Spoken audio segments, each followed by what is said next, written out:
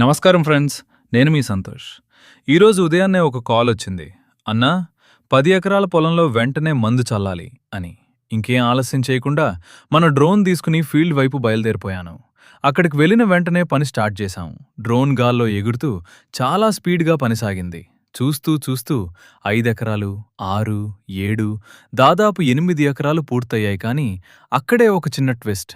9వ రౌండ్లో ఒక చిన్న టెక్నికల్ ఇష్యూ వల్ల మన డ్రోన్ ఒక్కసారిగా కంట్రోల్ తప్పి క్రాష్ అయింది. ఆ క్షణం నిజంగా షాక్ అయ్యాను. కానీ మనం వెనక్కి తగ్గేవాళ్లం కాదు. వెంటనే రూమ్కి వెళ్ళి డ్రోన్ని పూర్తిగా చెక్ చేసి, క్లీన్ చేసి, ఏ సమస్య ఉందో కనిపెట్టి మనమే రిపేర్ చేశాం.